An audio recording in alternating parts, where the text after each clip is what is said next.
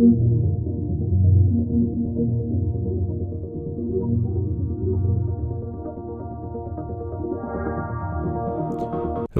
and welcome to the E of the Trees podcast, aka background noise. Yeah, I don't know. Let's just get right into it. So I guess for a topic today, I kind of wanted to talk about one of my more favorite movies. I guess not the favorite. I can't say.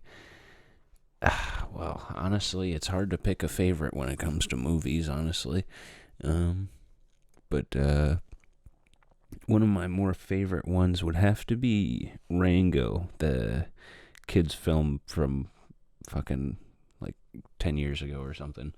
And it just really hits all the fucking marks, I think. Like, it has pretty decent writing, in my opinion. I guess I'm not picky. Well, I don't know. Then again, it's been a while since I've seen the movie, so it might not hold up. But from the last time that I've seen the film, it like has a lot of like interesting hidden allegories and like shit that like you wouldn't expect a kid to fucking pick up on, like 9 or 10 years of age. But yeah, so I had got that movie and watched it a bunch of times, and I really liked the fact that the main character, who is a lizard, like pretty much goes on a hero's journey trying to find his own identity and his place in life. And pretty much essentially he's like this random lizard with delusions of grandeur in this fucking terrarium, just barreling down the road on the top of somebody's car in the middle of the desert. And the catalyst for his propulsion into his journey is takes the form of a fucking puddle or fucking rock in the road. I can't remember quite what it was, but so then he is launched from the top of this car, and then his terrarium shatters, fucking almost dies, gets almost run over. Shit happens. You know, the life of a lizard. But from that point on, he makes his way into the desert to find a small civilization of, like, I guess, animals, but in the or I suppose like fucking 1800s or something. And so from that point on, he makes his way towards town with this random other, I think it's a lizard or something. And then he kind of makes his way into town and ingratiates himself, causes some commotion and calamity, and then there's a big ol' fucking crow or hawk that fucking terrorizes the town, and then he kills it. So then he becomes the fucking big ol' mean sheriff, because he took out the big ass hawk that's eating everybody, and then but that causes another problem. In and of the hawk was keeping away the fucking big ass snake that terrorizes the town. So it's one thing after another for these poor animal civilians. somehow have managed to make gunpowder and, 6-shooters and shit, which is fucking beyond me, but hey. Anyway, so back to the, I guess, discovery of this person's, or lizard's, identity. He makes his way towards the local bar.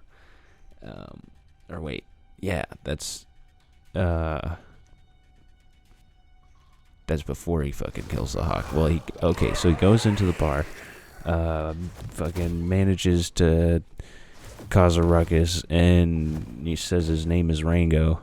That's when everybody finds out he's Rango.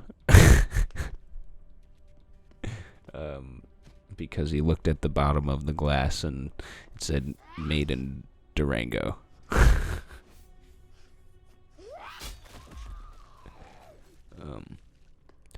Anyway, I had a point with that.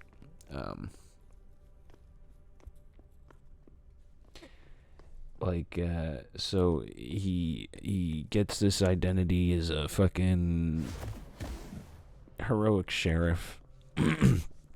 And he's there to protect the town, but honestly nobody has any faith in him because all of the sheriffs have died and shit pretty much. And so because of that, the town pretty much prepares for his burial / fight with the snake, who also happens to have a machine gun. That kind of complicates things, I think, but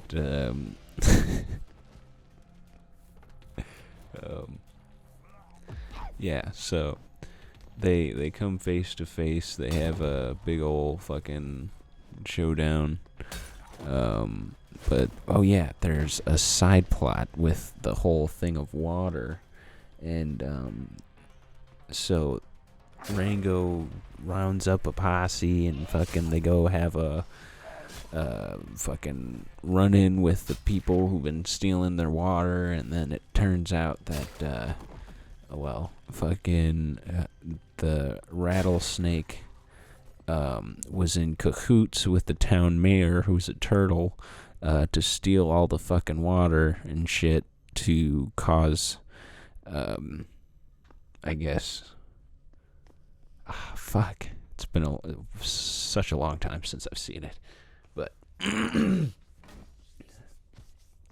I like it.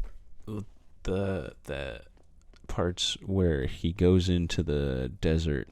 I think at some point he becomes like disorientated and shit, and then he runs into Clint Eastwood in an alabaster carriage. Which is like a huge fucking Christ allegory or something. Something like that, I guess. I thought that was pretty interesting. They had fucking Clint Eastwood come in to play God. Only makes sense.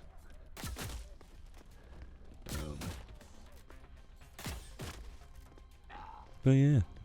No, I definitely like a movie that has a lot of, like, intrigue. Fucking really makes you think about shit. Like, I'm definitely a whodunit kind of guy. I do like big into Sherlock Holmes type shit. Like, funny enough, like I watched the old Sherlock Holmes shows, like with Basil Rathbone and whatnot, and those I think were just stupendous. Like back in the day, I mean, he just made it so cool, honestly. And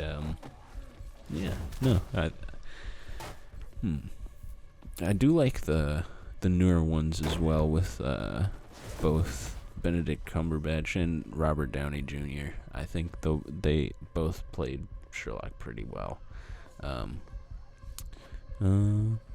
Yeah.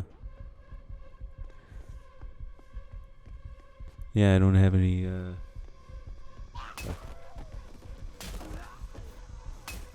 but other than that, like, as far as regular life goes, it's been an alright, little bit. I had a job where I went and cut down some trees, and I had bought a steel chainsaw, which honestly really fucking kicked ass. It made super light work of the job and shit. Like, honestly, probably was a whole 10 minutes of felling, and then the rest was just like chopping it up to size pretty much. And yeah, so that was a nice weekend activity. And then I should be going to sell my truck or trade it for something to continue my contracting business ventures. And yeah, other than that, life has been alright.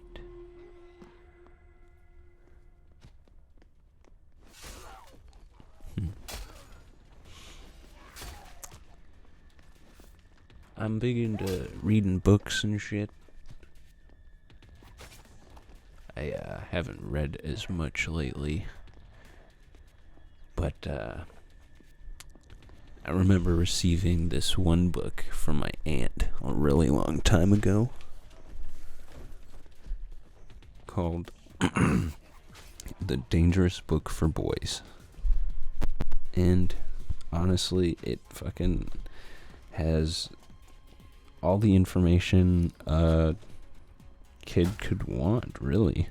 You get info about the 7 wonders of the ancient world. There's like how to tie knots, how to build a treehouse,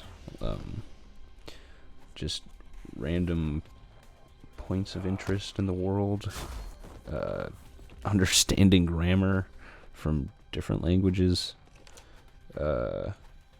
Yeah, really, honestly, there's a bunch of different types of history, just different facts, like, just interesting stuff. And honestly, it kind of really shaped how I looked at my childhood, really. Like, I realized that, you know, I could do a lot more stuff with my hands than I really thought I could, and it cleared up a lot of questions that I had. Like, it taught you, like, about hunting, even like small game and whatnot, and cleaning meat. Because honestly, I won't lie. Like, until I had this book, I had no idea how you turned an animal into meat. Like, I didn't know what the process was. Like, it just always showed up in like a package at my house. Like, we never went hunting because I grew up in fucking city of Milwaukee and shit. And yeah, no, fuck. It's interesting to think about. Like, a lot of people just see meat as coming in a package, and just, I mean, not so much as anymore now that, like, the internet's out there and there's just so much information about everything available. It's just, like, hard to not know things by now, I guess. And, like, yeah, I think just books like that in general, I think it's by, like, it says Gon Iggulden and Hal Iggulden. I don't know if I'm saying that right, but yeah, some pretty cool dudes. Even shows you how to play marbles, dude. Get out of here. How to fucking wrap an old package like in the 50s. How to make secret ink, an electromagnet. Dude. I think any curious young kiddo would be clamoring to have that. It's just really good knowledge. I'm just a fan of knowledge, you know? Just knowing shit. Because I feel like if you're not defined by your skills, what are you defined by? Like, besides, well, I suppose personality and, generosity and nothing are all things as well, but, who cares about that, really? No, but, yeah, like, just being able to do shit correctly. I think there's just something about maintaining quality and craftsmanship.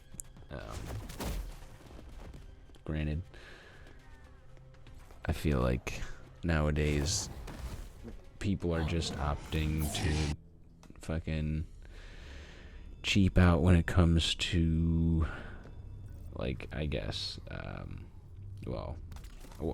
my main experience would be in the construction industry. So, like, with people, like, building houses and whatnot and apartment complexes, like, it's really easy to cheap out, and it just makes me sore.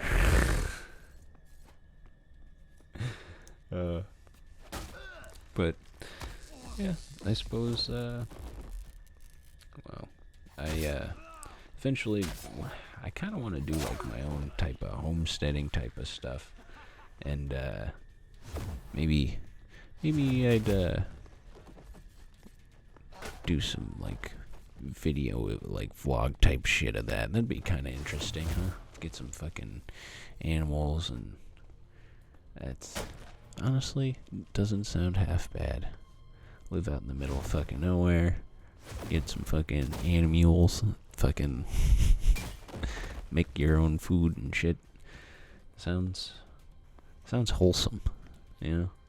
Because I feel like it's so easy to get caught up in fucking despair in, like, normal day-to-day life, I guess. And, if you're, like, I guess, busy, well, tending to other creatures, for one, but also, like, focusing on bettering yourself and your environment, like, I feel like that just leads to better life, you know? At least, like, a stress-free, or less stressed life. Because I don't think living on a homestead or whatever is by any means easy. But, some people fucking sacrifice more. Some people don't even, like, have a choice. They just gotta live out in the fucking wilderness. Like, got a big old fucking homeless problem and shit. Like, it's just, just the way you gotta live sometimes. Fucking